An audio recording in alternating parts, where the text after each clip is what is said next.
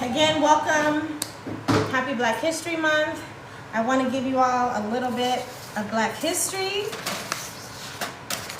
and then we will get to the good stuff. Okay, before we get to, no, I'll do this first. Yes, you can hear, okay.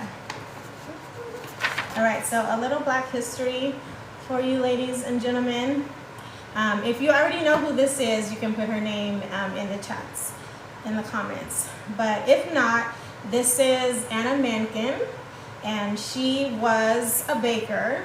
She was born, I believe, in the late 1800s, and she invented the pastry fork. So typically we use a pastry fork when we're working with dough, when you need dough, or like when you're whisking eggs. It's kind of like one less pitch on the fork, and that's what Anna invented. So along with all of the others that we know, this is Anna Menken, and she invented the pastry fork. So if you have a pastry fork, if you collect one in the future, then remember Anna. And you can Google her to learn a little bit more about her story after tonight. So that's going to be part of your homework, is to do a little research on Anna. And isn't she so cute? She's so cute. So she's going to be in class with us today. Yes, there we go. Pin that. Pin your comment, babe. Alright, so let's see. Okay, so we'll put Anna over here. She'll be in class with us today. Thank you, Anna. Alright, so we were going to go over some terminology last week, and I ran out of time, so we're going to go over a few things with that tonight, and then get to started on the baking. But I want you guys to still have like this basic knowledge of what we're actually doing. Some of this you probably already know, and so it might be a refresher. If not, then the terminology is in your syllabus. So if you want to go back after this and take notes, or maybe star the things that we were talking about tonight, then you can do that. Okay, so the first thing that I want to mention is batter. So batter is a mixture of ingredients, typically thinner than dough, that can be poured or scooped. So like cake batter or pancake batter. Tonight we're doing cookies, and so the batter on the cookies is going to be a thicker consistency, but once you mix a bunch of ingredients together and you get any sort of doughy type texture, whether it's thin, all the way to being thick, that is considered a batter. Okay, so that's batter. Next is beating. Beating is the process of vigorously mixing ingredients to incorporate air and make the mixture smooth, often done with an electric mixer or by hand with a whisk. So whenever you use your stand mixer or your hand mixer or your whisk, and you are mixing your ingredients, then that's called beating. And with this, like if you use this attachment, this is like a whisk attachment, which is the equivalent to this. So this one is done, electric with a stand. This one is done manually with your hand. So using these, that's called beating, okay? Next is creaming. Creaming is the process of beating fat and sugar together until light and fluffy, light and fluffy, helping to incorporate air for a light texture in cakes and cookies. So we are making cookies tonight, so we will be doing the process of creaming. So the fats being the butters, and the sugar being the sugar, the sweetener. Once you beat those together, that is called creaming, okay? So we're going to be doing creaming as a part of our recipe instructions today. And if you guys went over that, happy Black History Month. If you guys went over that, then you're already a step ahead and you learned about creaming already. Okay, another basic term is to fold or folding. Okay, to fold is a gentle mixing technique that combines ingredients, often whipped cream or beating eggs, without deflating them. And it's done by using a spatula to lift and turn the mixture.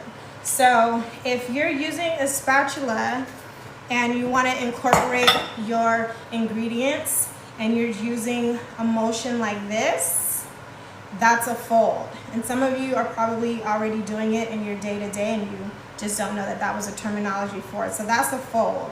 Okay, and what it's going to do, as the description said, is it's not, going to break down that fluffiness in the ingredient that you're using.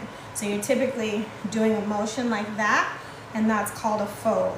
And just by instinct, you probably already do that when you have whipped cream. Versus when you have a whisk, you're going to do like this, and that's beating. That's like completely different. It's more vigorous. It will incorporate air as you're mixing. Okay? So that's the difference. Beat versus a fold. Okay? The next one we have is leavening. Leavening is the process of making dough rise, usually with the help of yeast, baking soda, or baking powder. This creates air pockets that make baked goods light and fluffy. So leavening, which is again, just the act of rising. So if you're using dough, that's what's gonna make the dough rise. If you're doing a cake and your batter, the leavening agents are what's gonna make your batter rise. And the two major leavening agents that we use are baking soda and baking powder. And they serve the same purpose, being leaveners. We put them in there to give that fluff, to hold air into the things that we bake. But they do have very distinct jobs as leaveners. So I'm going to give you a really quick tip to help you to remember. So there's baking soda and there's baking powder. So with baking soda, just remember, baking soda, S starts with soda. Soda spreads, okay? So whenever you're playing around with your recipes, because again, after this class, you'll be doing everything from scratch, right? So think of baking soda as your spreader. So say if you make cookies and they come out really, really tight, like too really small, then you may want to tweak your recipe and add a little bit of baking soda, and then that will help your cookie to spread. Okay, so baking soda, S, is the spreader. Okay, that's going to make things go this way. Would that be lateral? Yeah, I think that's lateral. Okay, and then on the other hand, we have baking powder. Okay, so baking powder starts with P, and the P is for the puff.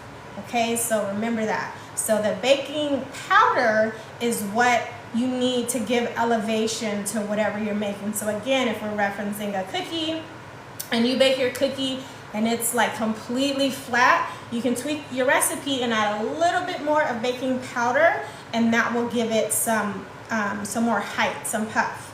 Especially when it comes to cake, whether you're making cupcakes, whether you're making a cake, no matter what flavor, but of course the different ingredients that you're putting in there is gonna warrant how high it's gonna go.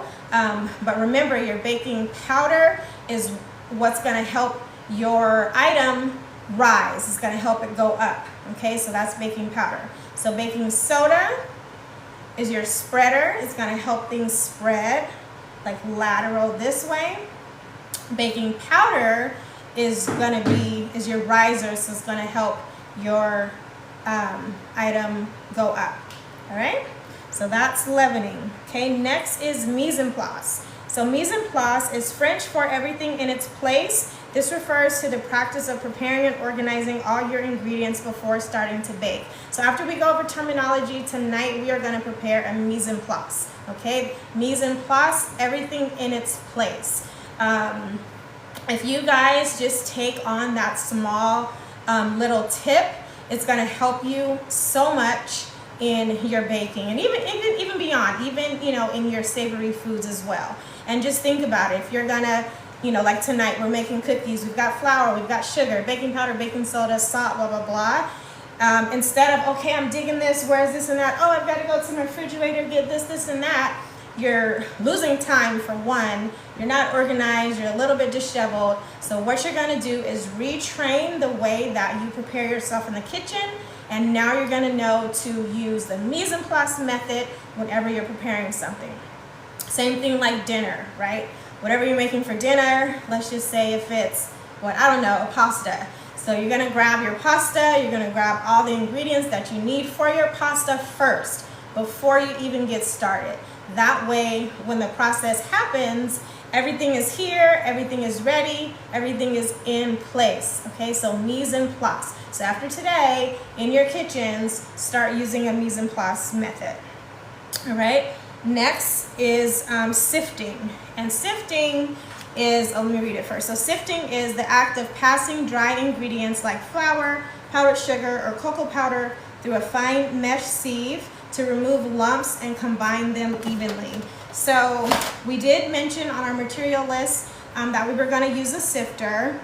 Sifters are great, but I also did let you know that if you did not, if you didn't get a sifter and you have a whisk, they do the same things. Well, not interchangeably, but if you don't have a sifter, the whisk can do the same thing for you. So I hope you guys heard that tip before you started getting your items. Okay, so we're just gonna pretend again. So right now we're gonna put some flour, we're gonna put some baking powder, we're gonna put some baking soda, and then once all of those elements are in our sifter, then we're just gonna slowly, I don't know if, can you guys see that motion? Maybe I'll do it like this. Then you're gonna slowly do that like a back and forth. Okay, you're gonna do that and bring it up off of your bowl. And as you do that motion, it's mixing it. Okay, that's what a sifter is gonna do. And then very important, especially to batters or doughs that you want to be very fine, not have any lumps, any like grainage, you're gonna wanna sift. And then whatever, you know, sometimes the sugar will sit and clump, sometimes the flour will clump. So your sifter is going to help for that not to happen. And then when you bake, everything is going to be even. And that's the best way. Using the sifter is the best way to even that out. Now, if you use a whisk, the whisk is going to do the same thing, okay? But the trick with the whisk is this, okay? That little flick, you see how I'm moving the whisk around? That's the trick. So if you don't have a sifter, and you're gonna use your whisk, once you get your ingredients in, your flour's in, your baking powder, your baking soda, once all that's in there, you're gonna get your whisk in there and you're gonna use that motion along with this motion. Okay, and I'm left-handed. I tend to always do stuff clockwise, but I think if you're right-handed, do you guys do counterclockwise if you're right-handed? I'm not sure. But whether it's clockwise or counterclockwise, then use that motion, and then that's going to help to incorporate everything evenly before you put all your ingredients together for your item. Okay, and last on terminology, I'm not going to go through all of them tonight so we can get to the good stuff. Last, I want to tell you guys whisking, and I guess I talked about that already. So whisking is the act of mixing ingredients quickly, usually with a wire whisk, to incorporate air or blend ingredients smoothing, such as whisking eggs, cream, or dry ingredients. So I have a rubber mixer because what we're doing, you can use rubber because our recipe doesn't really call for a heavy whisk actually. This is just if you guys don't have a sifter. So again, whisk, and as the description says, you can now add vigor. So hopefully you can see that. I'm doing, those are my eggs. Let me move that. I'm doing a circular motion like this, but I'm going very fast, okay? So in the bowl, and I'm going very fast. You can whisk straight up and down, okay? at a 90-degree angle, or you can whisk at like a 45-degree angle and incorporate your item, depending upon what you're cooking, okay? A lot of times when we make eggs and we whisk with a fork, and you're using that same motion like this. So you can whisk your eggs with an actual whisk or with a fork, okay? And just really quickly, let's see who can guess. I'm gonna pretend like this is a pastry fork and I invented this. What's my name? Let's see who gets that.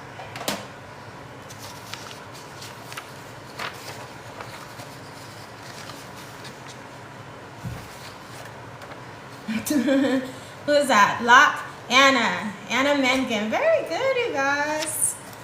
Boom shakalaka. I love it. All right, so we learned about Anna. She's our businesswoman, entrepreneur, caterer, and she invented the pastry fork. All right, so we've got our terminology down. And then there was something else that I wanted to mention before we move along. Oh, it was the materials list. I had to look at my notes really quick. So I wanted to just talk to you just really briefly about the materials list. I did get a lot of questions from you guys via email, DM, you know, whatnot about the materials. So in the syllabus, you have your material list. I did add on to that because there were some things I didn't realize I added in for some of the recipes that we have coming up. What am I trying to say? So make sure you review your material list to make sure you have some of those things. If you don't have it, you can always ask, like, what can I use as a replacement for that? Because remember, like, I don't want you guys to try to break the bank to be in this class. What you have at home, as best as you can, you know, pivot and have a duality with those things for something else, that's fine too. If you want to go ahead and grab these things, you know, just to start building your equipment and tools in your kitchen, you can do that too.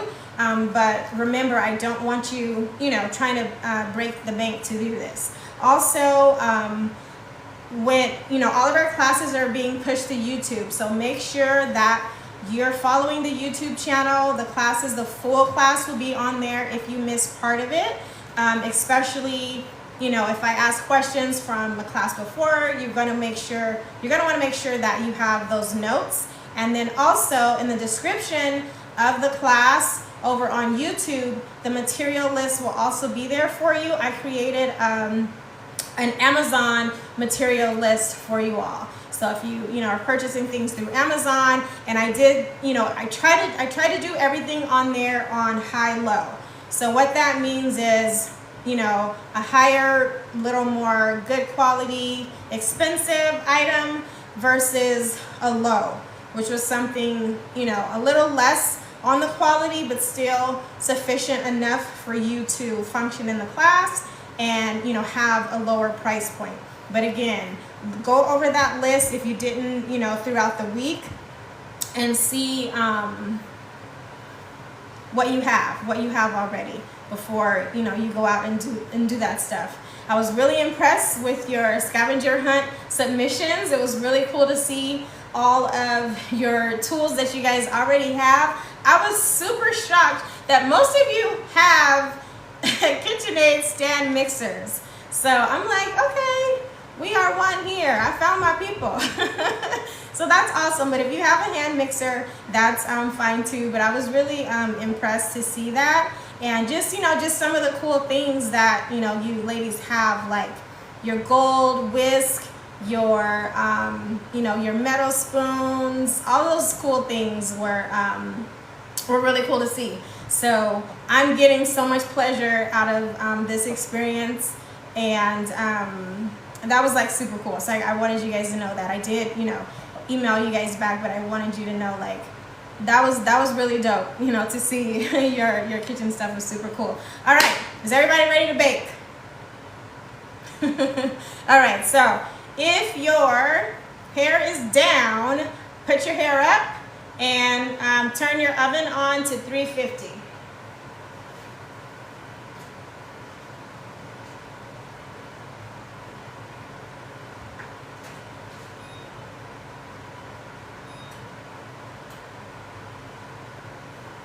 All right, and if you've got a ponytail, if you've got, you know, a bun or whatever, that's fine. Ready? Who said ready? Thank you, I appreciate for being ready. But if not, bind it up, because we also, you know, learned that in kitchen hygiene. Even though you are at home, you still want to be clean. You want to keep yourself, you know, safe. You want to keep your family safe. And definitely, you know, if you're preparing food that's going outside of your home, you want to keep everyone safe. So keep your hair up. If you have, you know, like I don't put the jewelry, but if you have jewelry, you know, if it's wedding bands, just keep that. The rest of that stuff, you know, try and pull it off, because you will be using your hands today. If you have, Nia, Nia is crazy. Nia said she took her wig off. Okay. I'm with it. Just keep the cap, do what you gotta do. And then, oh, Onisha's here. Happy birthday! I forgot where you said you would be, but happy birthday.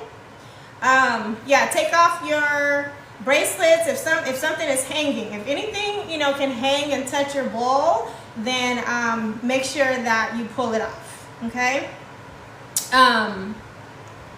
So, can we play? Will Alexa know how to play Stevie Wonder's Happy Birthday? Well, let's ask her, because he's not listening. Alexa, play Happy Birthday by Stevie Wonder. And I'm not sure, Onisha, if I have to cut this for YouTube. We all know that this is happening right now. Alexa, turn up the music. I can't hear. And everybody put happy birthday to Onisha in the chat, please. What's happening? Alexa's letting me down right now. Yes, the happy birthdays are coming in, but we got a party. It's not her birthday? I thought she said it was her birthday.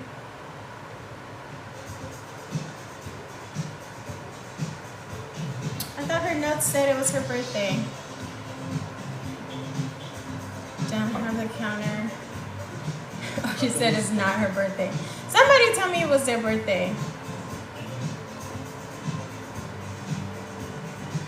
Okay, so it's not her birthday, but guess what? It's mine. My birthday is Saturday. So there's the birthday song for me. Huh? You paused it? Why'd you pause it? Okay, that's okay. So oven's on, hair's up. So go ahead and get your dishwater started in your sink and wash your hands. What are you saying? The stopper is missing. The stopper is missing for the sink. I'm delayed. The stopper is missing for the sink. Oh, done.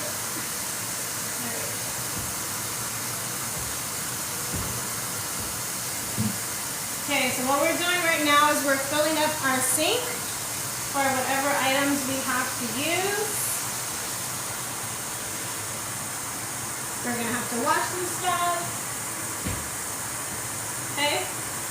Preferable if you have like a soap that's an antibacterial.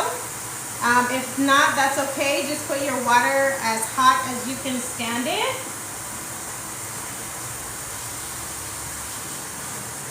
And that's pretty hot. So just go ahead and get your sinks going, and then go ahead and wipe down your countertops. Go ahead and wipe down your countertops with your dishwater.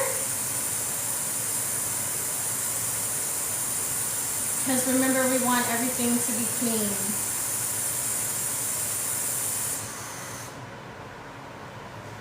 Alright, so we are going to wash our station.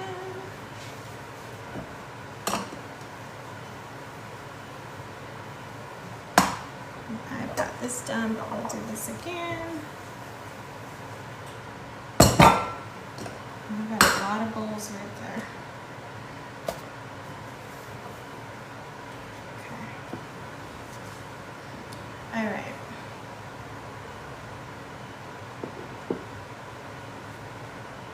Okay, so you got your sink going, you got your area wiped down. I'm gonna pull the paper towel because my hand was a little bit wet. All right, so let's prepare our mise en place, okay? Our mise en place is all of our ingredients in their place, okay? That's what we're gonna prepare right now, and then we're gonna get going, okay? So you come in the kitchen, or even before the kitchen, you can pull, your hair up, make sure that it's already up. So hair up, turn your oven on so it can start preheating, and then get your dishwater going, and then clean your counters. So everything is starting clean. You're starting clean, and your counter is starting clean. I already have my water ready and countertop wipe. Boom, you're on it. Who's that? Shrika, you're on it. Go girl. Yes, Aquarius season. All right, so we're gonna start our mise en place, okay?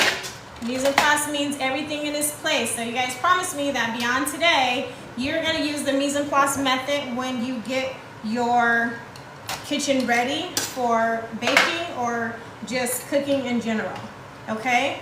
So bring out your Chewy sugar cookie recipe, or you should probably already have that out. And we had a material list, and then we had the actual recipe. And let me just go over the materials really quick. I don't know how these papers always get out of order for me. I don't know how. Oops. Somehow, some way, in the great beyond is my material list for this lesson, and I can't find it. Okay, I need that. I went over the terminology. This doesn't even make any sense. I lost my paper, you guys. Give me a second. Oh, I think it's under here. It was hiding under my clipboard. Okay. All right, so for Chewy sugar cookies, page 1 and page 2, we're gonna go over page 2 materials really quick before we start our mise en place. So number 1, baking sheet. Okay, make sure you have a baking sheet, at least one. If you have more than one, you will be able to use it, but for right now, just one is enough. Parchment paper, cooking spray, or silicone baking mats. Here's my parchment paper. So make sure you have one of the 3. They will all do the same thing, okay? Oh, quick tips. So somebody asked me last week about these papers. So, okay. So like a parchment paper versus a wax paper. So this is a parchment paper that we're using tonight, and I'll just cut this the size that I need for purposes of not being wasteful. And this one, we'll use it a little bit. Maybe we'll use that later for our cookies. Okay, so you have parchment paper and you have a wax paper. You see they're very different. So parchment paper is very dry. You cannot really see through it. It's more white. Your wax paper feels like wax and is a little more opaque that you can see through it.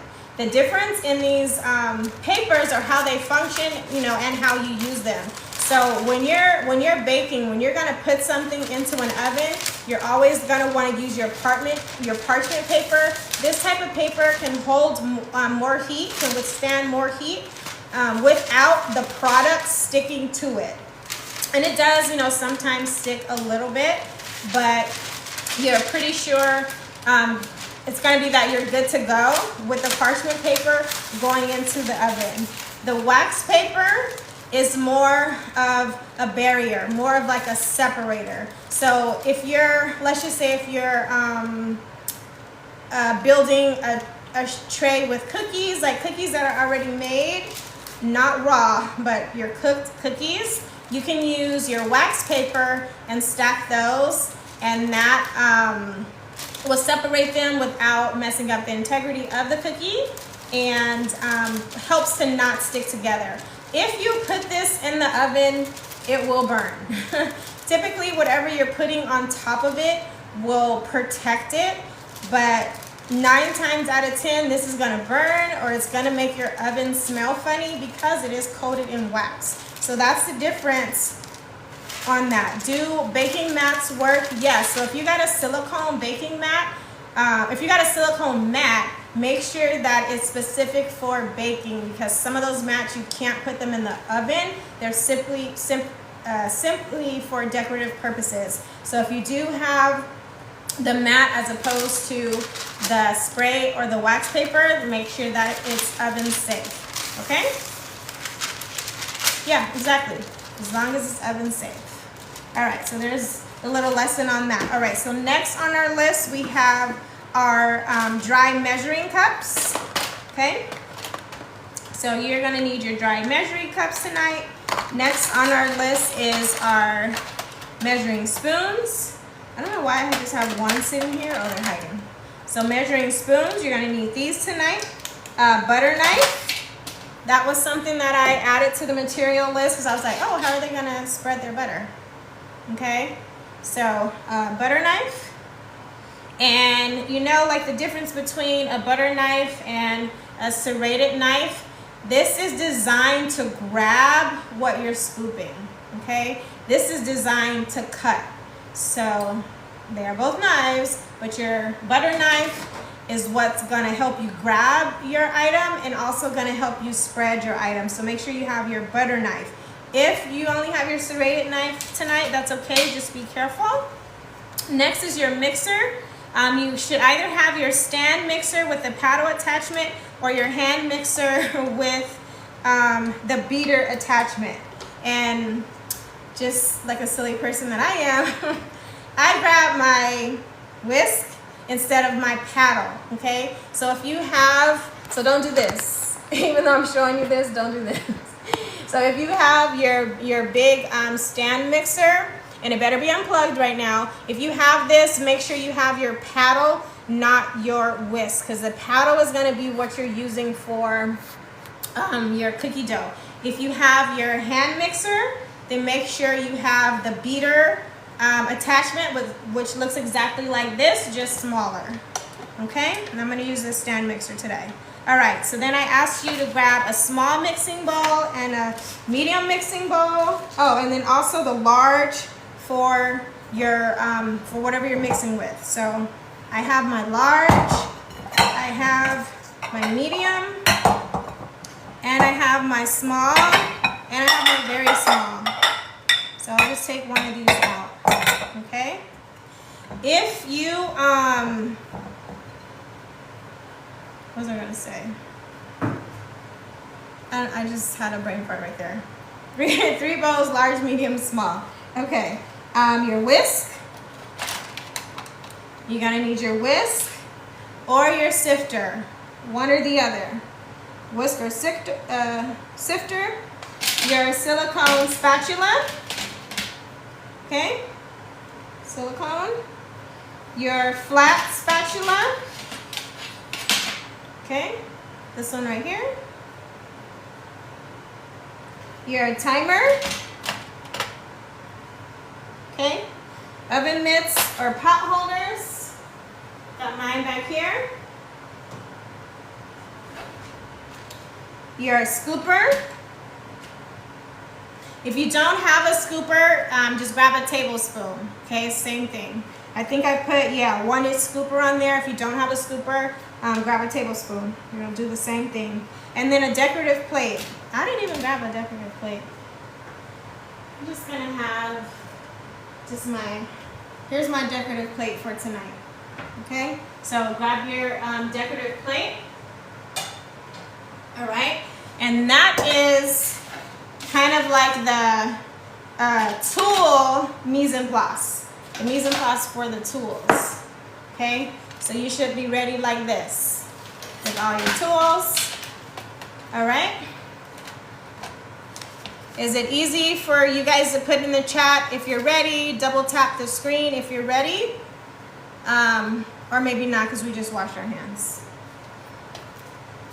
All right, so that's what you're gonna need. And then I put a tip on there for you for your butter. So whenever you see the directive for your butter to be soft, okay, thank you, ready. Whenever you see softened butter, that means room temperature, okay? Last week we talked about the 3 ways that our recipes would require butter. So it's either gonna be cold, so that means we're just popping it right out of the fridge. Either it's gonna be softened, which is room temperature, so my butter is softened, or it's gonna be melted, okay? So for today's recipe, we are using softened butter or margarine. If you're using margarine, it's already softened, okay? Just the chemistry of how margarine is made, it's soft. Okay, for your butter, I'm a margarine girl, so 90+% of what I bake and cook with, I use margarine because it is a vegetable spread, is a little bit healthier, and it's a little more smooth. However, the one caveat to that is cookies. So tonight, if you have butter, then that's great. If you have margarine, then you're gonna have to add a little bit more flour, and I'll just remind you of that when you get to it. But I am a margarine girl, okay? I did tell you guys, like, health is wealth, so, you know, make sure that you're paying attention to that too, okay? Drink your waters and eat healthy, okay? Butter is one of those things that is a staple. We use a lot of butter. Butter is one of the really important ingredients in recipes as far as like the consistency and the flavor. So you do want to make sure you always use a good butter. And this brand, this is Imperial, and this is great for baking. This is like the perfect butter for baking. And then they give you the little markers on there to help you cut. If you need a tablespoon, they give you tablespoon measures on their packaging, which I feel is really cool. And then also, when it comes to measurements, 1 stick of butter is half a cup, okay? All right, so that was a tip on there. I also gave all of you ladies that were asking for gluten-free, which I felt was a decent amount of you. So just remember, when it comes to gluten-free, you can replace the flour, and that's the major component that's gonna have wheat in your recipe. But you always wanna look at everything else, like sprinkles. Sometimes with sprinkles, they contain wheat. So if you're someone tonight that's doing a gluten-free recipe and you brought your sprinkles, I hope you checked if your sprinkles were gluten-free. If not, just don't use them tonight when you get to that, okay? And then also the butter. Most butters that are on the shelves are gluten-free, most of them. But again, if you are someone that's watching gluten, then make sure you also check the label on the butter to see if it has gluten in the butter, okay? All right, boom. So let's get to building our mise en place. Okay, I don't need that one anymore. All right, so first up on our mise en place is all-purpose flour. And the recipe calls for 2.5 cups of flour. Uh-oh. What happened here? Do you guys see that?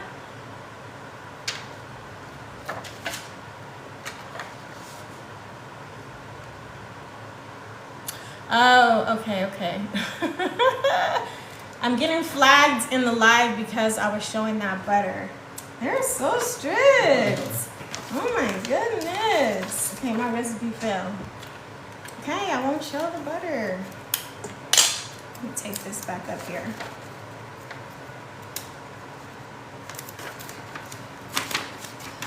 Okay, so we're gonna prepare mise en place, and right now in this moment I'm realizing that I did not give you the proper preparation to do this. So if you are able to put everything in a mise en place, great. If not, it's okay. Just let me know in the chat if you can build your mise en place. So basically what that means is we're just gonna put everything into a container before we use it. Do you all have enough containers to do that? If not, it's okay. So I realized I didn't do that. Just let me know. Oh, I got some yeses. Okay, if you are able to build your mise en place, this is the moment that we're gonna do that. If not, I'll go through it really quickly and then we'll just move on to building. Oh, a lot of yeses. Okay, great. So then we can do that. All right, so first up is the all-purpose flour. I played around with this recipe a few times and I gave you guys 2.5 cups, but we're actually gonna use 3. Okay, so building your mise en place, put 3 cups of flour. So I've got my flour right here. And I guess I can try not to show the label.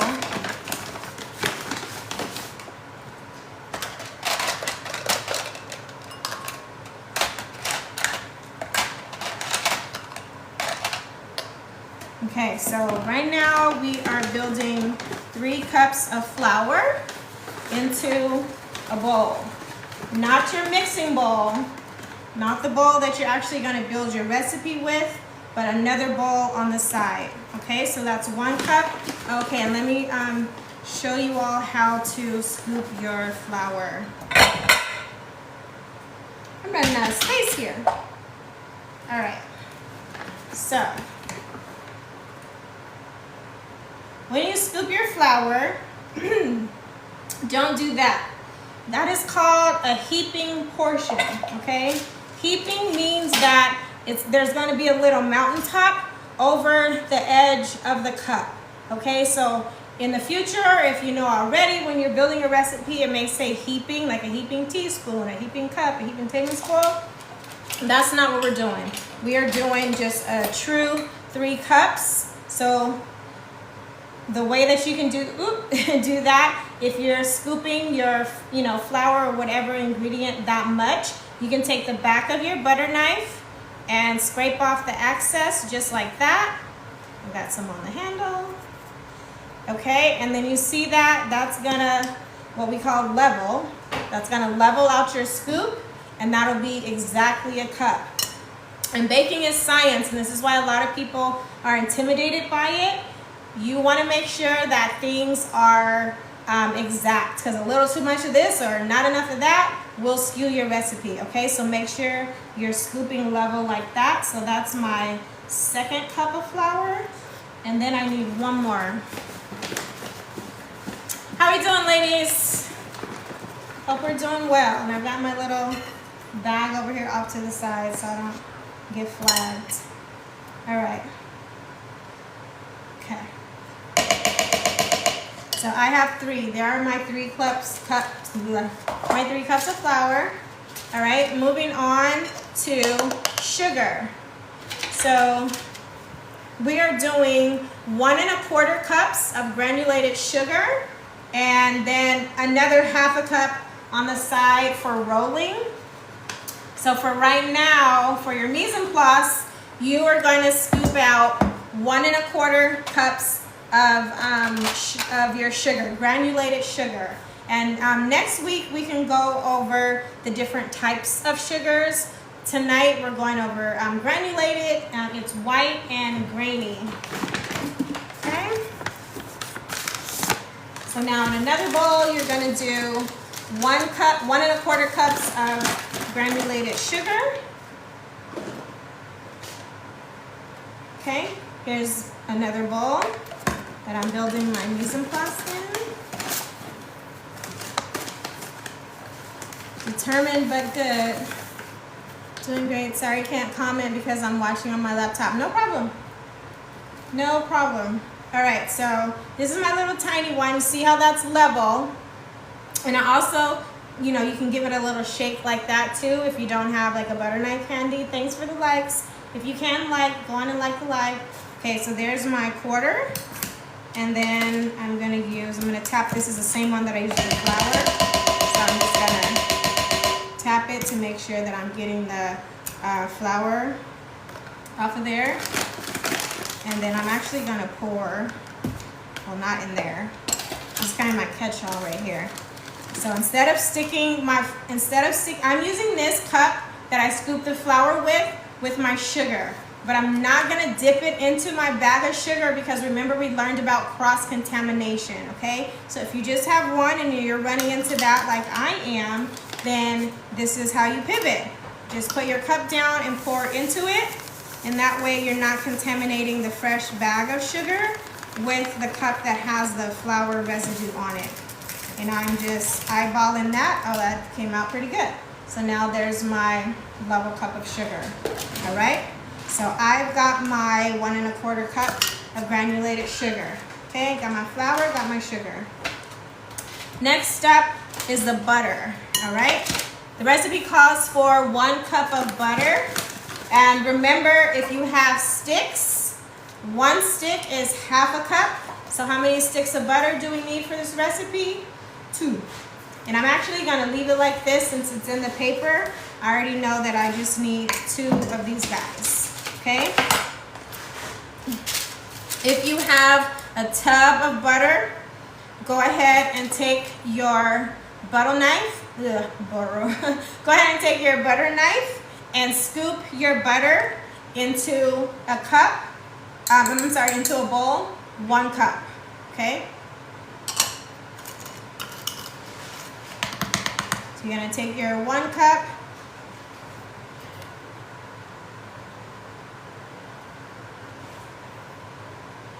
All right, there we go. You're going to take your tub of butter, use your butter knife, scoop that into the cup, and just keep packing it in there until you fill it. If you happen to go over the rim of the cup, then just make sure you use the back of your butter knife and level it off like that, okay? And then you've got your butter.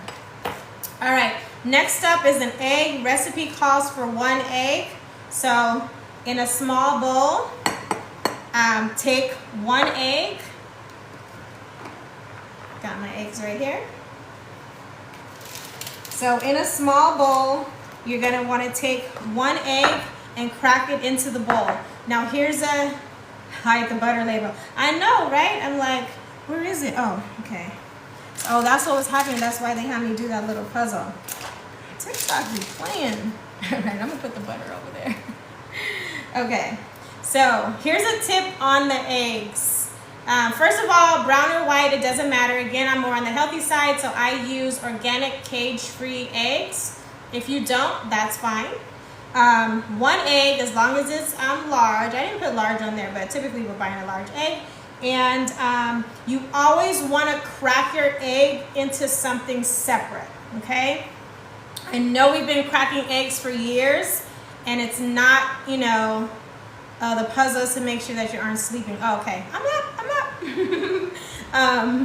You always want to crack your egg off to the side, even if you're a pro in the kitchen. It just happens because you just never know, you know, how the integrity of the shell is going to be. So you always want to crack egg by egg into a separate bowl aside from your main bowl that you're cooking with. And the reason why we do that is because sometimes you crack these open and they're bloody. Sometimes you crack them open and they're rotten. And then just sometimes when you crack them, you lose a shell into the what you're cracking it into. So you always want to crack an egg separate 100% of the time, trust me, okay? And you've probably gone through this, right? And then you're trying to like pick a shell, or you get a bloody egg, and then it's like boom, there goes, you know, your recipe is ruined. So I'm just gonna go ahead and crack this into my separate bowl, my 1 egg, okay? And then get rid of that.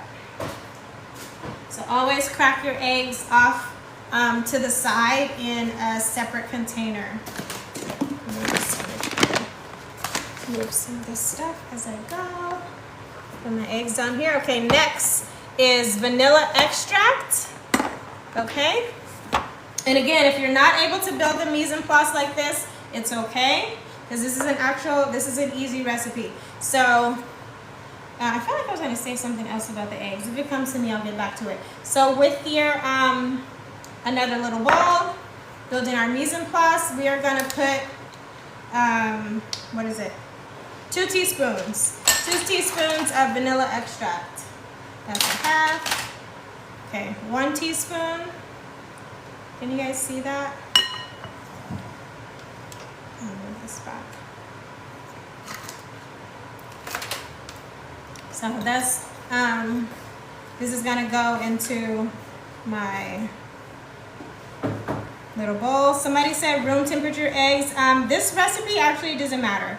Whether they're room temperature or whether they're cold, it's okay, because we're doing cookies. We're building a dough, so it's actually okay. Thank you. All right, so there's my 2 teaspoons of vanilla. And let me, yep, thank you. Samaria, yes, I was just about to say that. So there's a wide range of vanillas. I can't show a label. I like to use Mexican vanilla. I feel like it's the most buttery. Along with the butter, the vanilla in your recipe is what's gonna set it apart, okay? So if you can, my suggestion is use a Mexican vanilla. If not, you know, they've got great vanillas on the market, like McCormick has one. There are some really good vanillas out there. But the Mexican vanillas are more buttery. You can use an imitation, excuse me, you can use an imitation vanilla, but it's gonna be more like alcohol. It's gonna have more of like an alcoholic type flavor. Ooh, I make my vanilla, or yes, get some fresh vanilla beans and do it up. Okay, Miss Daya, I see you. All right, so next we have baking soda. And that is half a teaspoon. So this is my half a teaspoon of baking soda. I kind of have that off camera. So there's my half a teaspoon of baking soda level. Okay, going in there. And these little bowls right here, I got them from Dollar Tree. And any store that has like a kitchen tool section, you can get little tiny bowls like this. So that was baking soda, and then we're gonna do half a teaspoon of baking powder. And if you can see that, so this, I've got like a heaping spoon right here, so I'm gonna take the back of my butter knife and scrape that off. Okay, and that's gonna be for my baking powder. Did I use all my little bowls? Oh, here we go. There. Gotta get used to turning to the camera. So there's my baking powder. Okay, so see how we're building everything separate in a little bowl. All right, next up is the kosher salt, and that's 1/4 of a teaspoon. Kosher salt or table salt is fine. I personally like kosher salt. The difference between the salts is like a table salt is very fine. The grains are a lot more fine. Kosher salt, the grains are larger and they're more coarse. And because of that, it emotes the flavor more out of the product. So I really don't use a lot of table salt in my kitchen. Typically when I'm just boiling water, I use kosher salt for everything. Or you might be someone that uses sea salt or Himalayan salt, and all that is great. My recommendation for baking is kosher salt. It really will bring out the flavor. So if you do have, yes, Shawana says all I have is koshers too. Exactly. So if you do have kosher salt tonight, great. If not, it's okay. Use your table salt. And we are doing 1/4 teaspoon. I use a lot of my bowls. I had some of these bowls off to the side. Is everybody doing good? Does it matter if they contain the iodine? Not necessarily for the flavor. That's the process of how they clean the salts. And if you are just like a chemical nerd like me, then you can go on YouTube and like watch how they like process salt. But again, you know, you do want to do stuff that's, you know, less chemicals. Take care of your heart, okay? So a quarter, what happened to my quarter? Oh, there it is right there. So we are doing a 1/4 teaspoon of our kosher salt. There's one right here. Gonna level that out. Okay, how much baking soda should I put since I have no baking powder? Okay, great. Thank you for asking me right now. So since you don't have the baking powder, we're doing, so this is 50-50. Okay, since I had you guys add another 1/2 cup of flour, what does it say? Lullaby Chloe. I think you're gonna be okay to do 1/2. If you have your quarter, right? So do 1/2 of baking soda and then add another 1/4 of baking soda to your recipe. Yes, okay, perfect. So do your first half of baking soda and do the next one 1/4 of baking soda. And with this recipe, you should be okay. This one is easy breezy. All right, and then next up is sprinkles. The sprinkles is 1/2 cup. And again, I said that's optional. This is for the very, very end. And I literally just poured my sprinkles back into the big container, but it's okay. I have a bunch of sprinkles right here. So 1/2 cup of sprinkles in another bowl on the side. I used 3 cups of flour. Is that correct? Yes, that is correct. We changed the recipe to 3 cups of flour. Do sprinkles expire? Yes. Sprinkles typically can live about 2 to 3 years if you store them correctly. So an airtight container, dark, out of the sun, your sprinkles will stay perfect. Yeah, so like 2 to 3 years. So what I would do, I'm not gonna show the label. So if you bought sprinkles like this, as soon as you open it, transfer it. Because once you open something, then the time starts to wind down, okay? Your expiration clock turns on because they have it sealed, right? So as soon as you open something like this, then transfer it to an airtight container, okay? And then just keep it in your cubby in a dark space. And that's how you preserve your, I don't have baking soda, how can I make up with baking powder? Okay, remember baking powder P is gonna puff. So, okay, whoever said that they don't have baking powder, tell me if you use butter or if you use margarine. Because now we're going the opposite way. We're making cookies, so we really need the soda, because remember baking soda S is gonna spread. Right, so if you have the powder, your cookie is gonna build up P, and we want more spread on this recipe. So it just says K. So K, let me know if you have butter or margarine, and then I'll tell you what to do. And then lastly, almond extract. If you want to use that, I put that as optional. Excuse me. If you want a little more earthy flavor to your cookies, that's what the almond extract is for. I'm not gonna put almond extract in mine tonight, but if you do in yours, that's okay. So can you guys let me know with K? Okay, there she is. I have butter. Okay, so butter has a higher fat content. So that means when you use butter, your cookies are not gonna spread as much as they would if you were to use margarine. So the fact that you have baking powder, right? Is that what you said? You have powder instead of soda? Okay. Yeah, so you have butter and you have baking powder, then you guys, not you guys, but your cookie is gonna build like really tall. So for you, Kay, I would say just use the 1/2 teaspoon on the baking powder and that's it.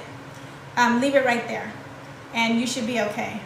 Otherwise, your cookie is gonna come out too tall. Okay, so we've got everything measured out now, and that means that we have our mise en place, okay?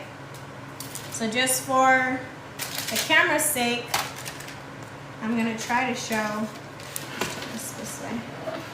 I'm gonna try to show my mise en place on my little tiny tray here.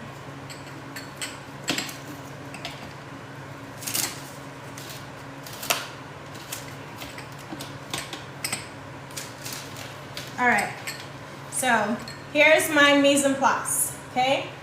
And can we see that, or maybe I went too high? And then I have my egg right here.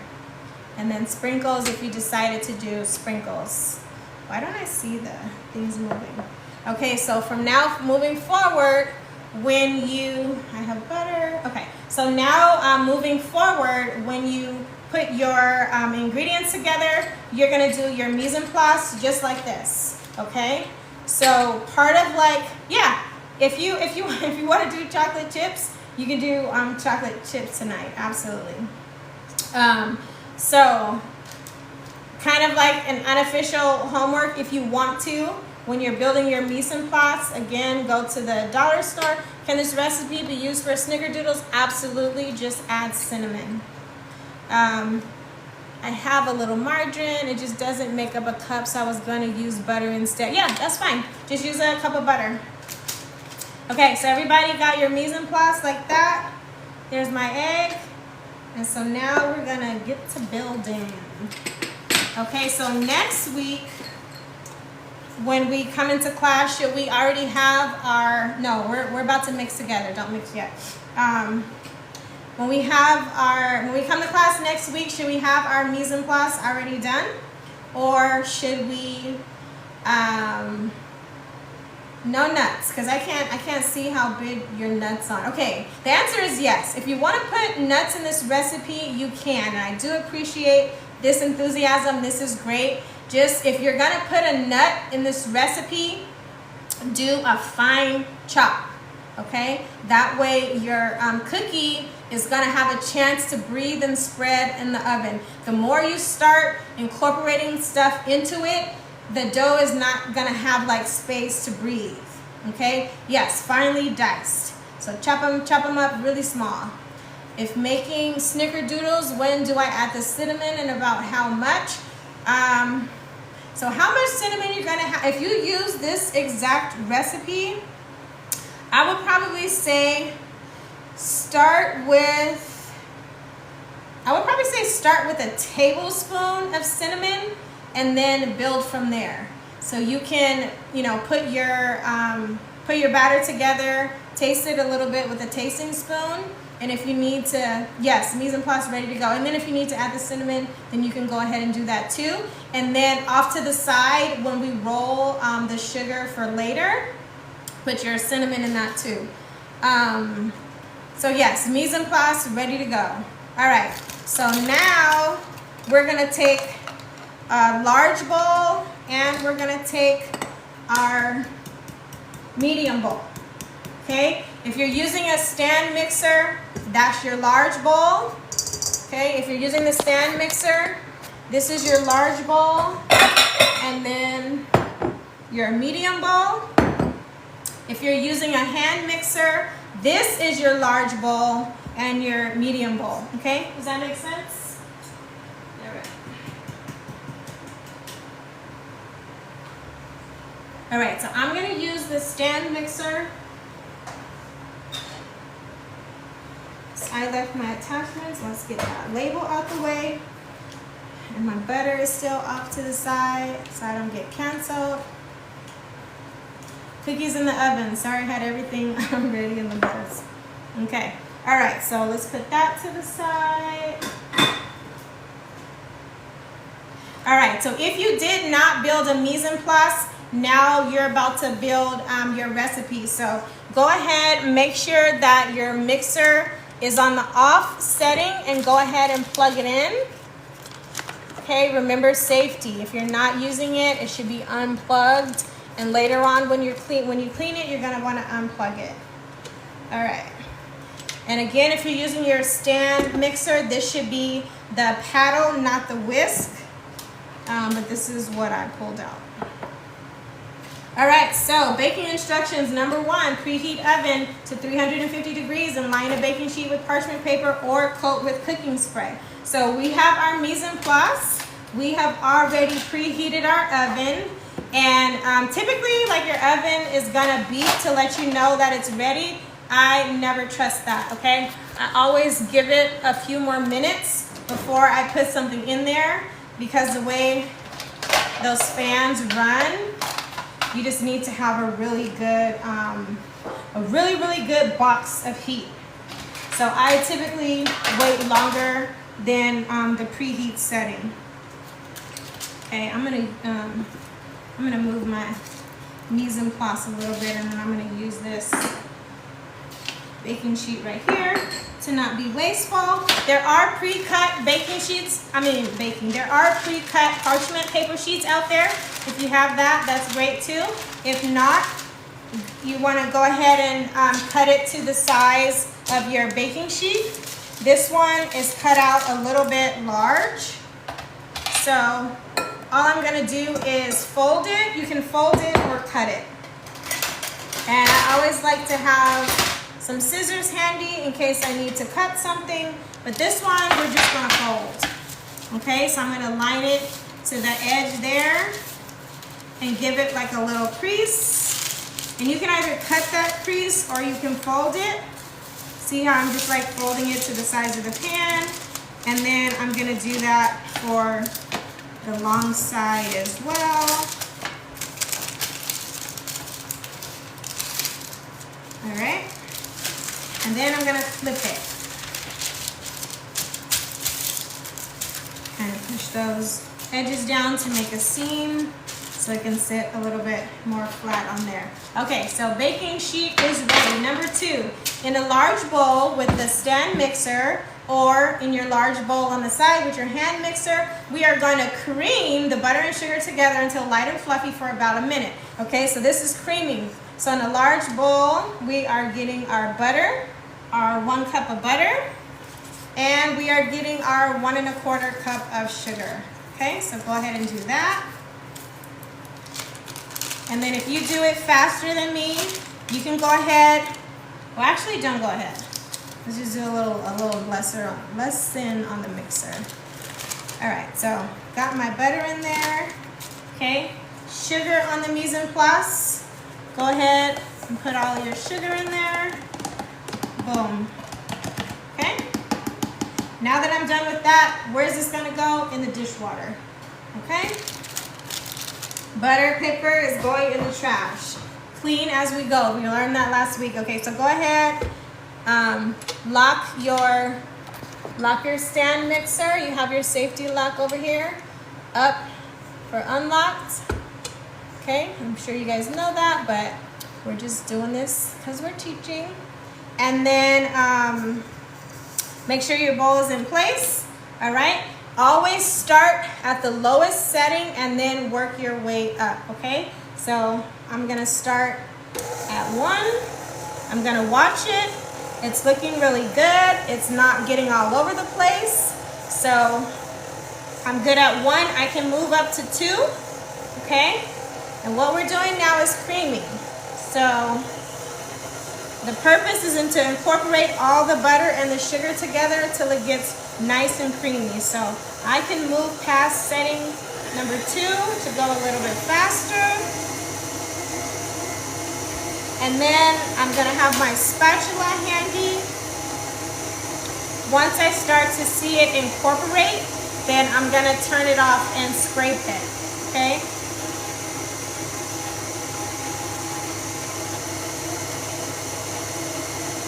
All right, the purpose of creaming is so that we can build some air into the butter and sugar. And this is gonna help with the fluff and the chewiness of our cookie. Okay, I'm just gonna let this go a little bit faster. Okay, so get a nice good cream in there. And when it's cream, you'll be able to see that it's fluffy and you can't see the sugar separate from the butter. Okay, I'm gonna take my spatula and scrape down the sides, and then I'll cream it one more time just in case there was some sugar there that didn't incorporate, okay? But that looks pretty good. See that fluff? And it's not falling? That's how you should be. All right, so safety, start at a low setting and then build your way up. Okay, I think that looks perfect. All right, next up, add in the egg and the vanilla and the almond if you use almond, and then beat until combined. So our egg, and remember we always crack our eggs on the side into a separate container. So we don't want a bloody egg, we don't want a bad egg in our mixture. And that bowl is going into the dishwater, and then we're adding our vanilla. Okay, add your vanilla. That's going into the dishwater. All right, go ahead and mix that until it's combined. Start on the low setting. Hi, Terrace. Welcome to Baking 101. All right, so when you first start to incorporate the egg and the vanilla, it's gonna look gross. It's gonna look really broken down, like it's coagulating. What did you add before the vanilla? 1 egg. So go ahead and let it, look funky, and that's okay. And then you can speed it up to beat it all together. Okay, and then it'll get back to being creamy. I'm gonna turn mine up a little bit more. And you can see that's more creamy.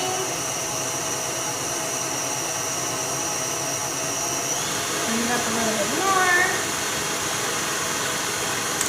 Okay, now I'm gonna scrape out the sides. So if you have some of your cream mixture just sticking on the sides, just go ahead and scrape it off. And then you go ahead and mix it some more. Okay, always start low. I missed the class. No, you didn't. We're still here. All right. Excuse me. I hope your creaming and mixing is going well. What is the difference between the paddle and the whisk? So the paddle is gonna do like this. It's gonna fold, and that's gonna help to push the air.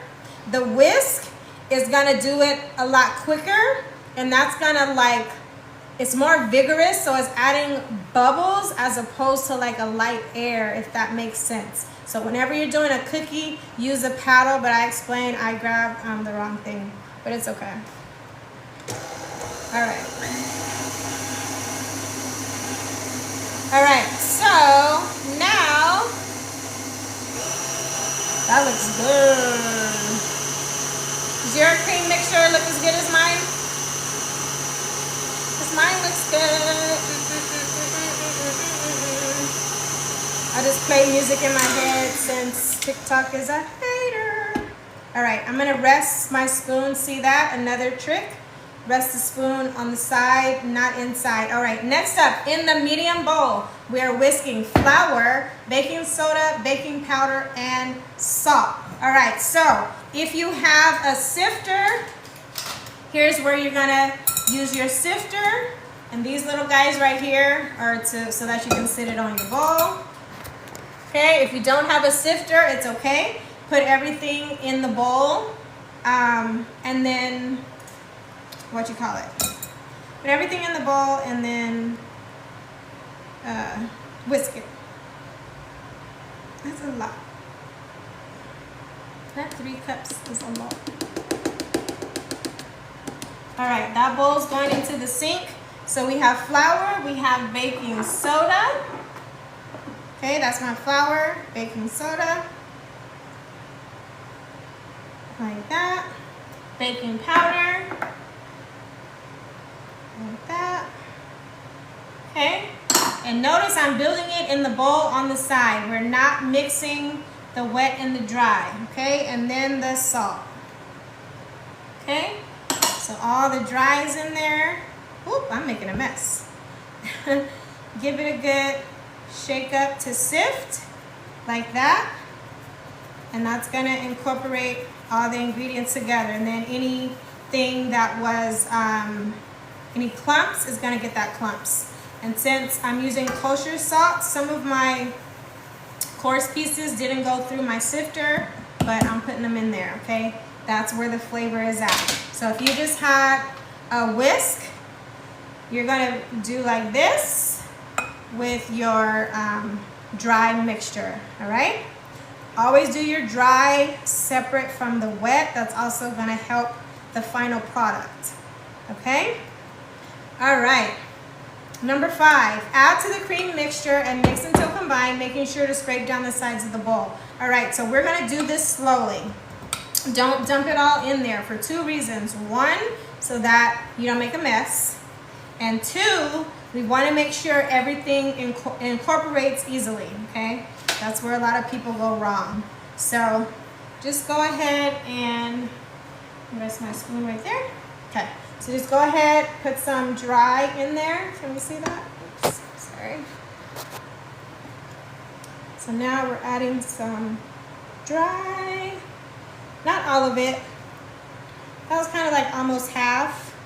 So I'll go ahead and get that started. Remember, always start low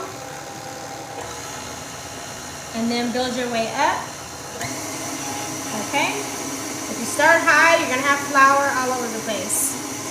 It was half a teaspoon of baking soda, yes. Okay? Gonna put some more. So just repeat this step until, okay?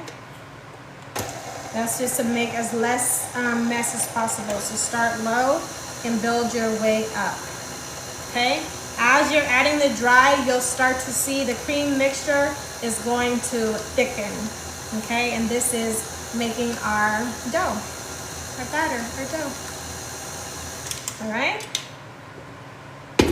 And see, look at that. It's already, see how it's sitting on there? It's not even dripping anymore. Can the mixture be overmixed? Yes, everything can be overmixed. So you just wanna watch it. When you overmix something, then that's when it comes out real like tough, okay? So start low and slow. Kind of like ribs, right? Or roast, low and slow. All right, so start slow, build your way up, and then once you get all of it in there, then you should have a really nice consistency that's dry and sticking together in order to make you, my mixer has 6 settings and 1 isn't slow at all. The little one. That's okay, you'll get used to it. Yes, video later, follow on YouTube. I'll post the whole class on YouTube either tonight or tomorrow. Okay, so I'm gonna speed it up. And then if you've got your dough, make sure you turn this off and scrape down the side. So here's a trick that I do.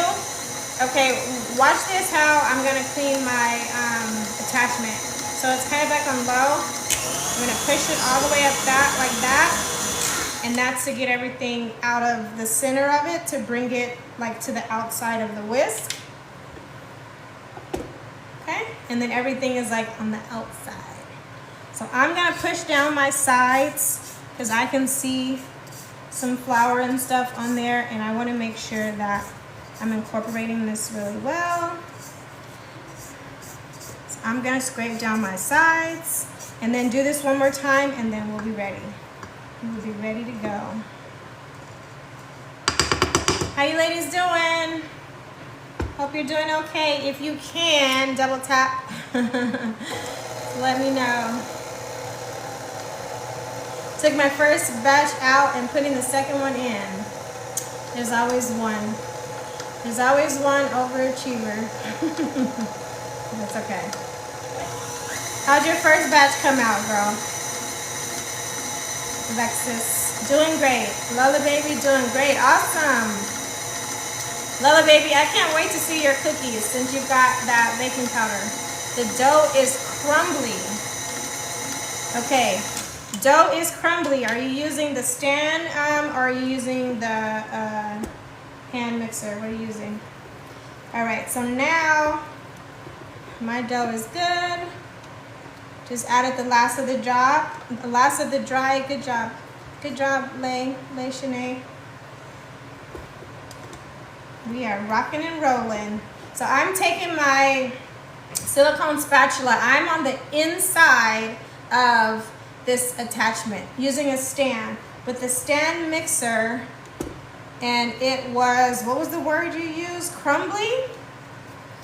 If it's crumbly, okay, one more question. Did you use butter or margarine? If it's crumbly, I'm pretty sure that is still okay. Do we add the nuts?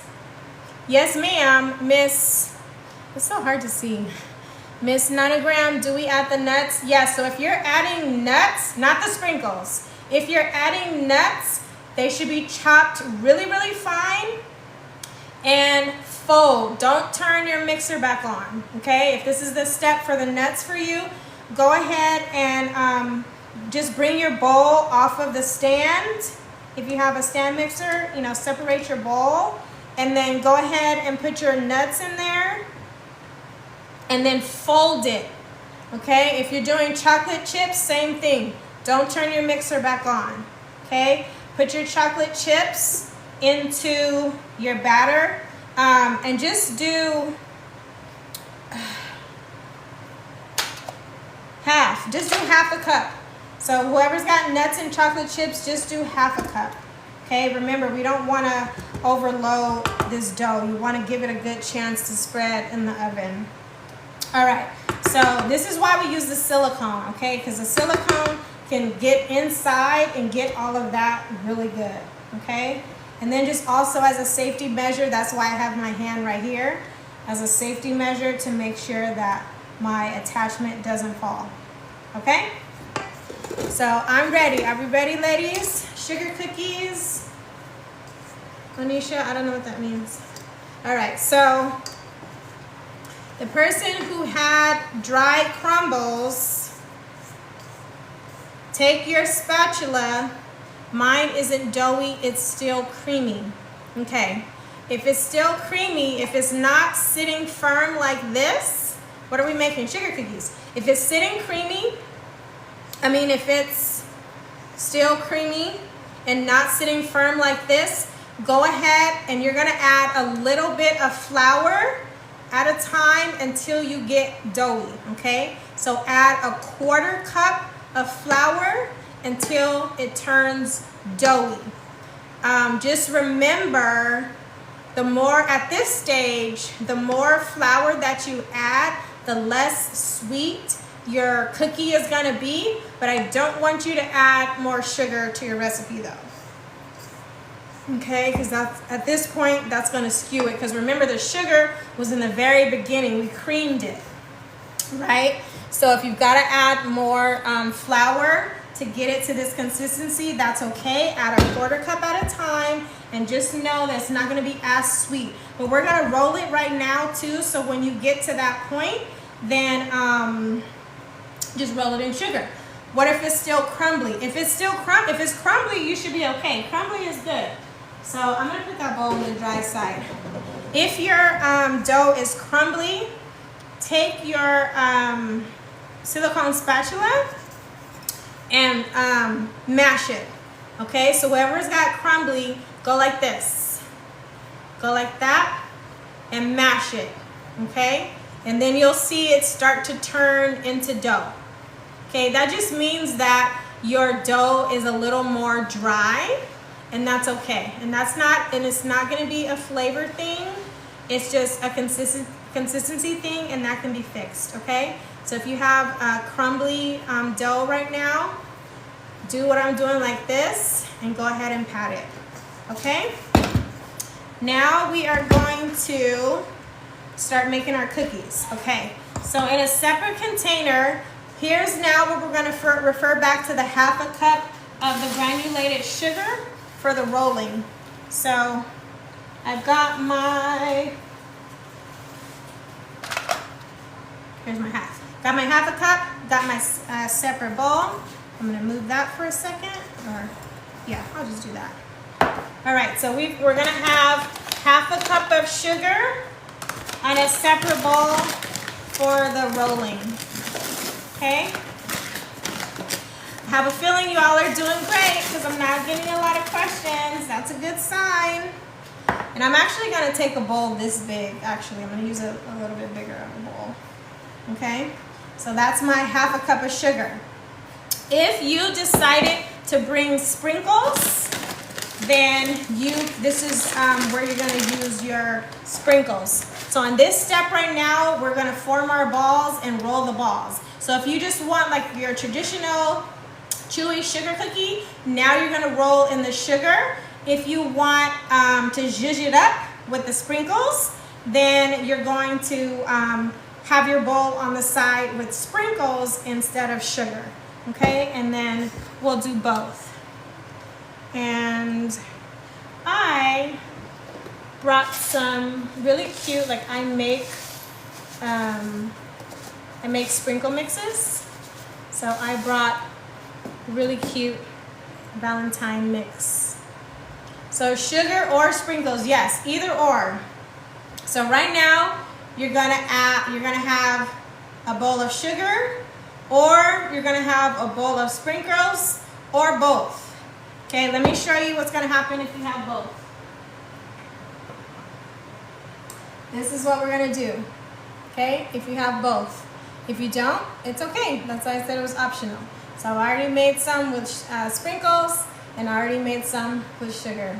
Doesn't that look bomb, you guys? Yum! All right. Okay, now we're gonna get to roll. So this is where your scooper comes into play, or your tablespoon. Thanks for the likes. You guys are able to like right now. All right. So this is where your sugar or your sprinkle is gonna come into play. I'll do my first sheet with just the sugar because I have a feeling that most of you have sugar, and then I'll do my next sheet with the sprinkles. All right, so we're gonna roll. I'm gonna use flour. I'm not gonna show the label. Okay. I am going to coat my hands in flour. You can coat your hands in flour, or you can coat your hands in, what's that called? Crisco, okay, either or. But for this particular recipe, I would say use flour. That way you're not adding that extra component into the recipe. How much sugar? On this part right here to roll on the side, this is half a cup. The measurement doesn't really matter. It was just to make sure that you guys had enough to do this. So now we're getting dirty. All right, some of us like this. We like to get dirty. All right, so got my hands with some flour on it. Taking my scooper, and you just want to get about 1 inch. Okay. You can do this with a 1-inch scooper like this, or with a tablespoon. Okay, and I kind of do it like that just to get the stickiness off a little bit, and then I'm gonna roll a ball. Kind of like, I don't even know, like one hand is going clockwise, the other one it looks like it's going counterclockwise to roll a ball, and then I'm using my thumb right here to help give it that shape. But to be honest, the shape doesn't matter, because once you put it in the sugar, then it's just gonna like skew it anyway.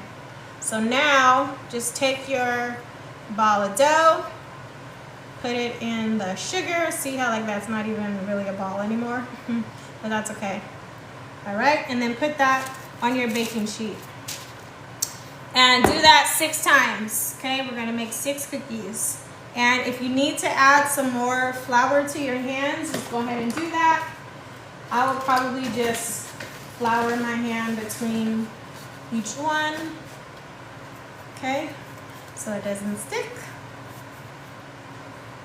All right, so there's another one. Okay, do it like that. Roll it. So, all right, we're doing it. Okay, that one's kind of big. Let me take some of that off. Okay, roll it. And then roll it in your sugar. Okay, and then put it on your baking sheet. Like I said, we're doing this 6 times. We're making 6 cookies. Roll.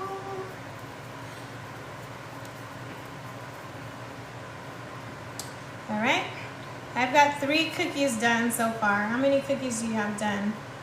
I've got 3, and I feel like I'm making I'm making mine so big. I like jumbo cookies, so I feel like just out of instinct, I'm rolling my cookies too big. Then I'm asking you guys to do it, but it's okay. If you like 0, Lady Shanae, what's going on over there? If you like a smaller cookie, if you want to do a mini cookie, you can, just use a smaller amount of dough. If you want a bigger cookie, I wouldn't go too big, but if you want to do a bigger cookie, then you're going to have less on your sheet, okay? The bigger the cookie, the more space they need to spread. Okay, I'm on number 5. My dough is still sticky. I don't know what went wrong. Lay Shanae, do you want to join us so I can see your dough? Are you comfortable with that? I added more flour. You added more flour and it's sticky. How many cookies does the recipe make? Can the recipe be doubled? Yeah, it should make about, if you do that 1 inch, it should give you 3 dozen. Mine that I'm doing right now, like I said, I just have a heavy hand and I like a bigger cookie, so this will probably make 1.5 to 2 dozens. But if you just do a 1 inch ball, this is gonna be 3 dozen. Okay, so there's number 6. All right, so hopefully everybody is at least at 6. Okay, and now we're gonna put our cookie, requested to join. Okay, so if you've got your 6, go ahead and put your sheet in the oven and set your timer for 10 minutes.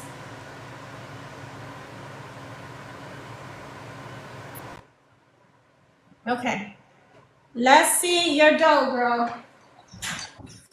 All right, I'm putting mine in there. Let me set my timer for 10 minutes. Where you go? And then we'll look at, I got 17, made them big. Yes. Lexus, I want to see your big cookies. Okay, 10 minutes and start.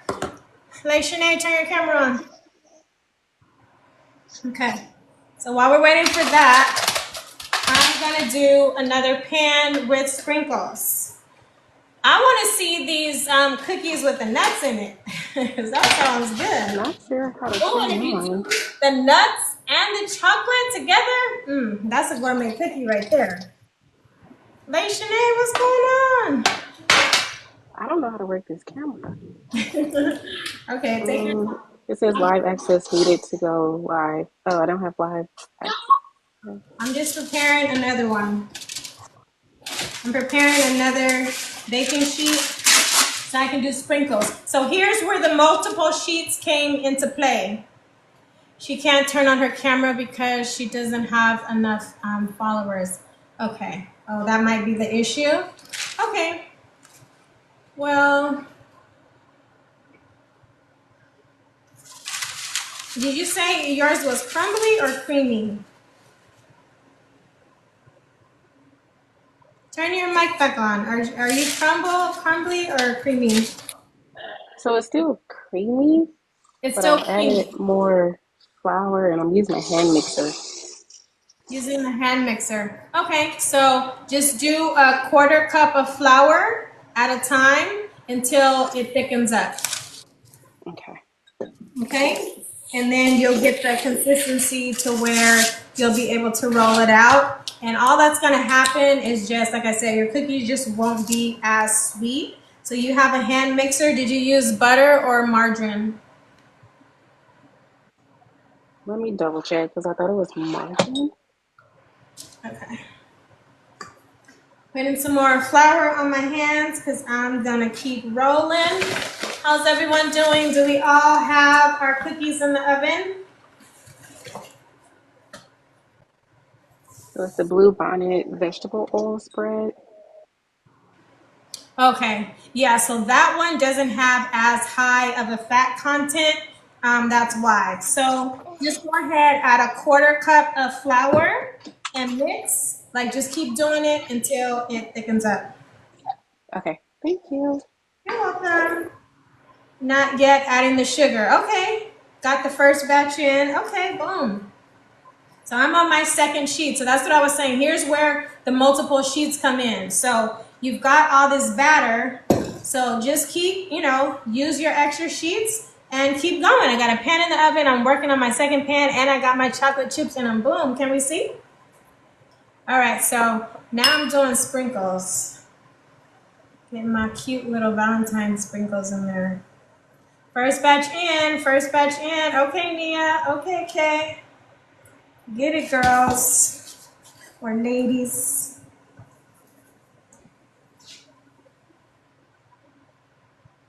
All right, how we doing? Yes, when they're done. All right. Can the batter be refrigerated? Yes, let me show you that. I did do some ahead of time.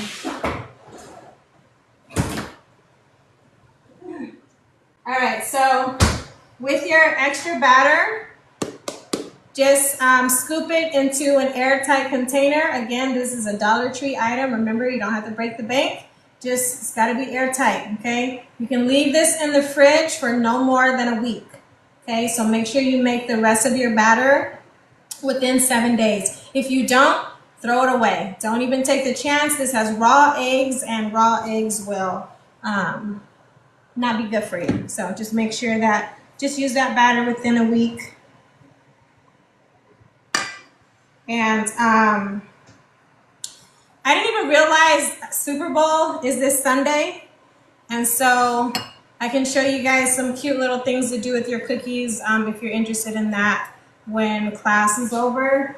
Trying to honor your time. Would it be okay to store it in the freezer after vacuum? Oh yeah, if you vacuum seal it and put it in the freezer, then you're good for 3 months. Okay? If you put it just in the refrigerator, you're good for a week. All right, how we doing, ladies? Saving the batter for Valentine's get together on Saturday. Bet. Okay, so make sure you've got some cute little, got some cute sprinkles for your Valentine's. Make them pink, purple, red. All right. So I'm rolling. I'm doing my cookie one. I do. Go on, girl. All right. I've got 3. I'm just making this so big. First batch in, second batch adding chocolate chips. Oh, and a Heath bar crunch. You know what I like. Yes. Just make sure that between the chocolate chips and the Heath bar, don't go past a cup combined of those two things, and make sure that they're chopped up small, finely. Okay, because you want to give your cookie a chance to spread. You guys, I'm doing this like super jumbo. I don't know why I'm doing this so big right now. It's because I have a heavy hand, that's why. I'm trying to do them small, but they're just coming out super big. My cookies are husband approved. My first time making sugar cookies. Yay! It's a part of hubby. I'm making mine really big too, right? I love a jumbo cookie, okay? If you give me a mini cookie, I'm going to eat like 20 of them, and I'm not even playing. Just give me a jumbo cookie so I can feel better about myself, and I'll just eat a few. It was fun, ladies and gents, but I have to work tomorrow and it's late here. Have a great day. Good night. All right, have a good night. Thanks for joining the class. If you did make cookies, your homework is to take a picture of your cookies on your pretty plate and email it to me, and then do your research on Anna. Okay, first huge cookie batch in. All right, here we go. Number 6. Will you be teaching us chocolate chip cookie? You know, I started to, but then I thought they probably want something a little different than that. Let's see, maybe we can put chocolate, because I did like have chocolate chips for today, and then I switched it to sugar cookies when I was putting the lesson plan together. So maybe at the end we can probably teach it. We got crumble cookie at home, LOL, so excited. Yes, but better. It's fresh and it's scratch, okay? You guys know Crumble uses Betty Crocker, okay? They don't even use their own recipe. I would love the chocolate chip one for sure. Okay, cool. All right, this one is going in 10 minutes. And I need another timer. I think I only brought one. And this rack, this bottom rack in here, if you're doing multiples, I forgot to tell you guys to move your bottom rack up. If you didn't, that's okay.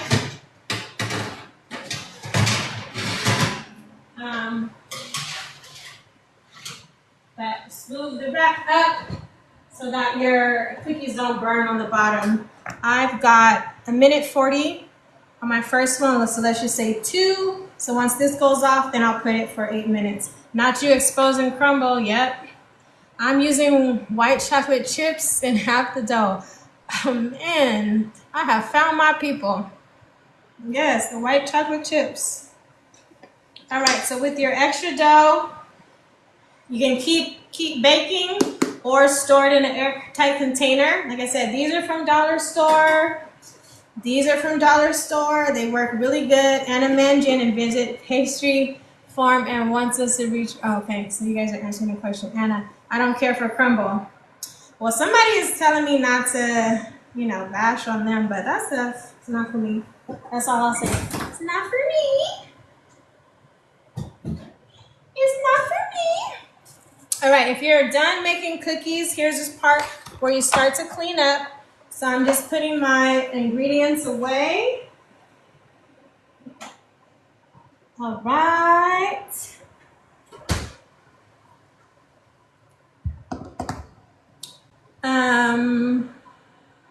I don't have my notes with me. Did I say that tonight's class would be an hour and a half or 2 hours?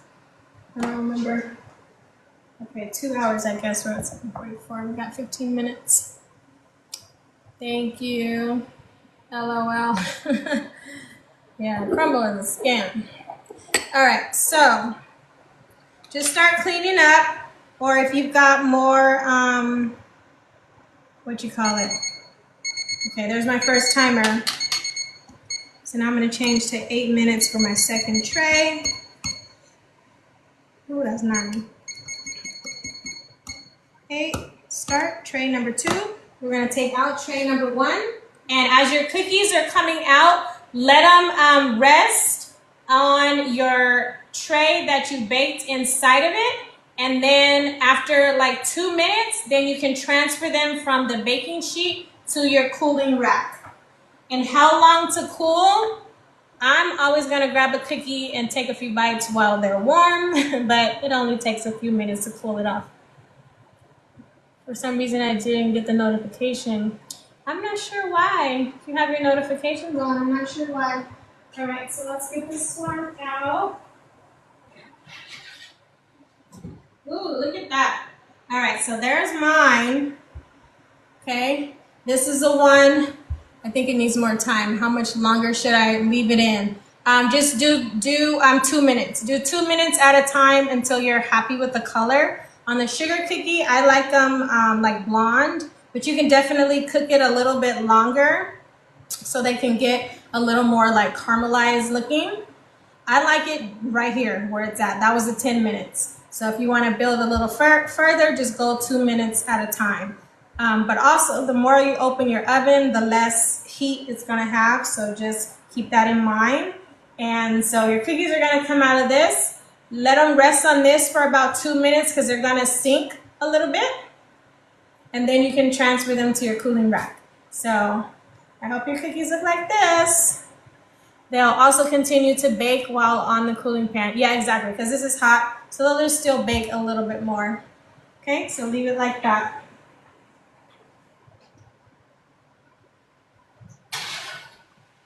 All right, so that's my first one. And then I said that I will show you guys a little trick for Super Bowl if you want.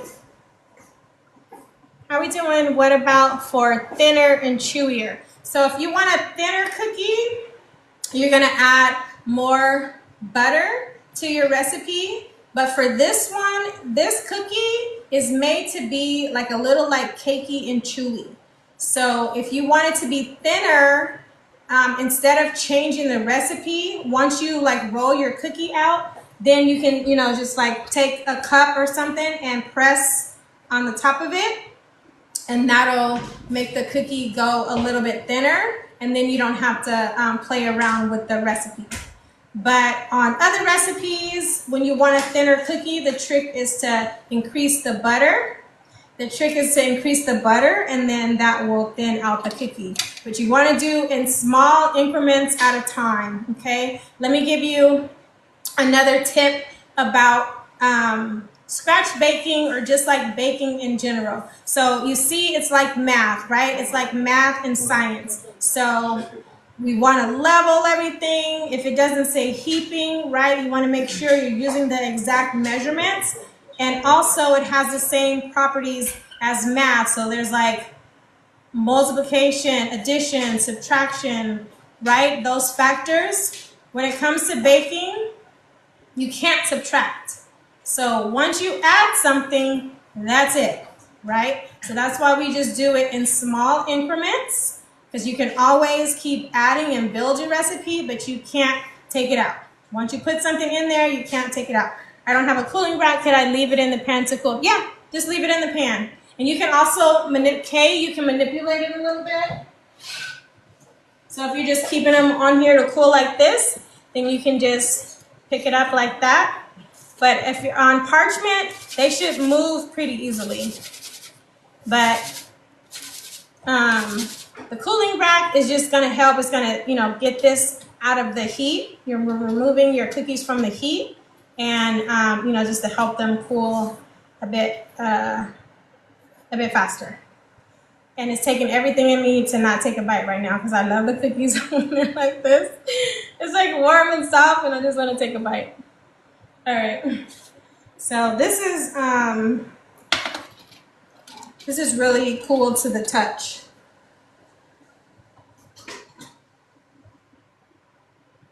All right, so now we're gonna move to the cooling rack, okay? And that's what your flat spatula is for, or if you have tongs, okay? You can have some like chocolate chips and marshmallows. I know that's right. Okay, with the s'mores cookie over there. Who is that? Kiera, go girl. All right, so with the tongs or with your flat spatula, you're just gonna transfer your cookies to your cooling rack. And then depending upon what type of cookie you have, if it's something to where you don't want to mess up the decorations on the top of the cookie, make sure you use your flat spatula. Because if you use your tongs, then your tongs are gonna mess up the cookie.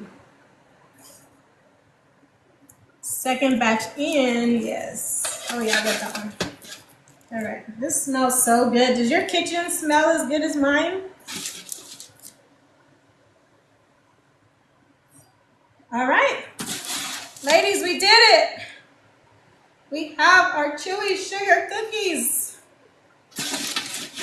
Give yourselves a round of applause. You did it. Keep this recipe.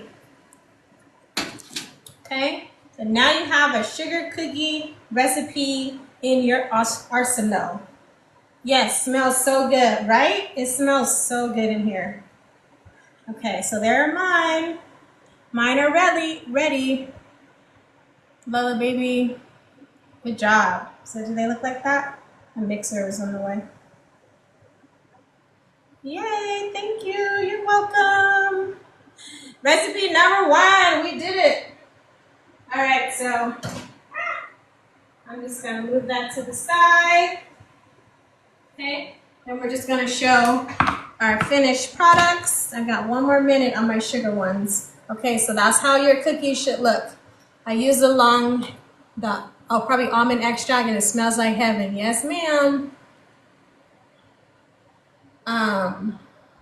Okay, hope your cookies look like that. So this is the moment now. If you got your cookies on your cooling rack, so I'm just gonna pretend that this is my pretty plate. But you're gonna take your pretty plate, and then build your cookies. Okay, I did like a. Look, they're restricting me again. What did I do? It says I'm promoting something. I'm not promoting anything. Oh my goodness. Okay, so okay, so this was just kind of like a layer. So you're gonna start from the back and pull forward. Remember, presentation is key, okay? I'm gonna teach you how to make it and how to make it pretty. Everybody eats with their eyes first, so you always wanna make sure on your presentation that it's pretty, okay? Have to get pink sprinkles, yes. All right, so from the back, there's my other one. Let me take that off.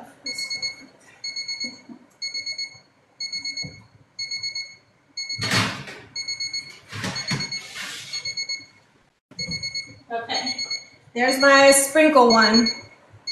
Where's that tiny? All right, there's the sprinkles. And these are my custom sprinkles. If you guys want Valentine sprinkles like this, just let me know in the chat. I can add them to my Etsy shop, and then we'll just email you guys with homework. All right. Okay, so we at least have 1 tray. So take your pretty plate, okay? And then you're gonna build from the back forward, all right? So just take your cookie, build from the back forward. So just kind of stack them. Like, see, I'm not doing like that. I'm stacking it to give it some dimension. And then since I have like sprinkle and I have the regular sugary one, oops, that one broke.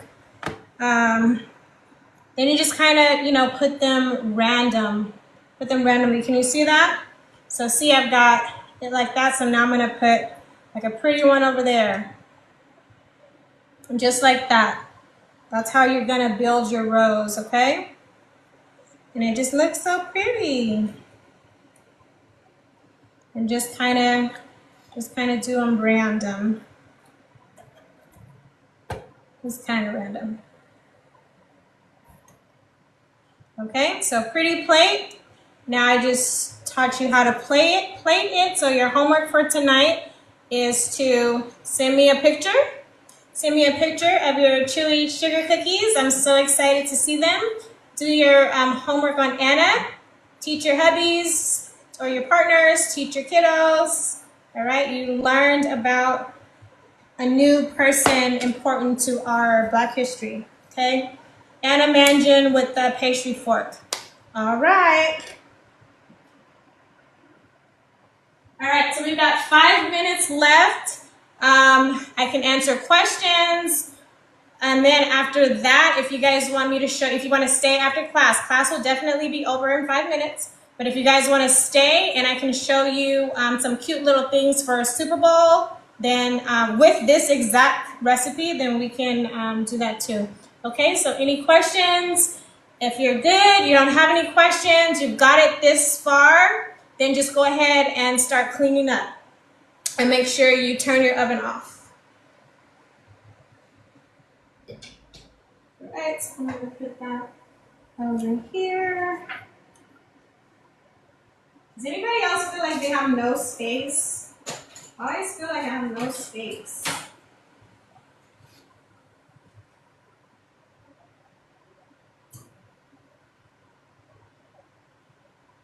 All right, and then next week we're gonna make, I believe it's blueberry muffins, chocolate covered strawberries. Uh-oh, Sherry's got her homework in, boom. Put a go Sherry in the chat. Right? The kitchen is like, no matter how big it is, it's like I just need more space.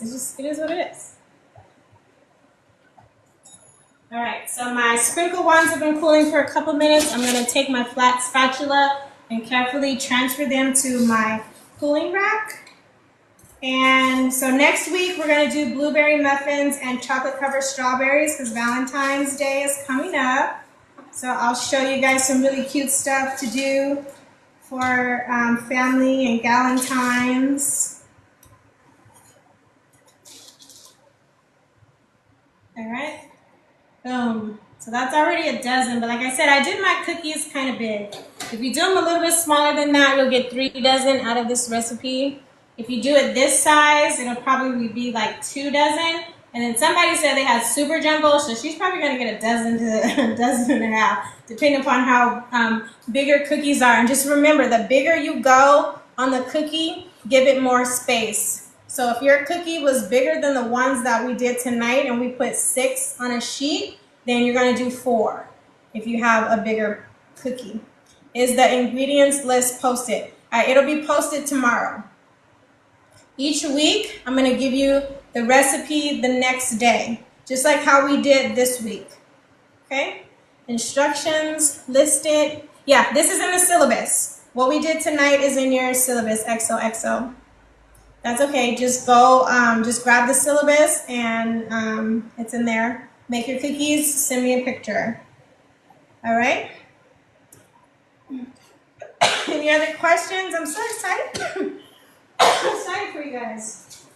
We got 2 minutes. Then we can turn on our music, have our dance party, and do some cute Super Bowl stuff. All right. Make sure you unplug your mixers. You're ready to cream. When I freeze my dough, do I need to let it defrost the next time before baking? Yes, defrost in the refrigerator. Okay, so like the day before you're gonna use it, take it out of the freezer and put it into the refrigerator. And then on day of, go ahead and roll out and you're good to go. Ice cream scoop is good, big, right? My ice cream scoop is big, so my cookie is big, me too. I brought my small scooper because I didn't want you guys to judge me. But I got a big one too. I like a big old jumbo cookie. All right, so unplug your mixers before you clean them. Oh, my attachment's not coming off. Oh, there we go. Okay, how do we do? I can't wait to see. This was exciting. No more questions? I drizzled mine with white chocolate. Yes. That's what I'm talking about. All right. 8 o'clock on the dot. We are done. Thank you so much for joining class tonight. Again, make sure that you take your picture and email it to me. That's your homework, and then you will get the next recipe. And the live will also be, like, the live link for next class will be posted tomorrow, so you guys can register for the next class. It was so fun. Yes, I had fun, Kiera. What's your email? ohmercymercyme@gmail.com. Yeah, so homework, pretty cookies, and learn about Anna. Can I do it later this week? Kids and I have been sick. Absolutely. Remember, this is chill. This is fun. Okay? Thank you. So much fun. It's 11 p.m. I appreciate your time, Ms. Daya. My favorite class. Oh, I appreciate that.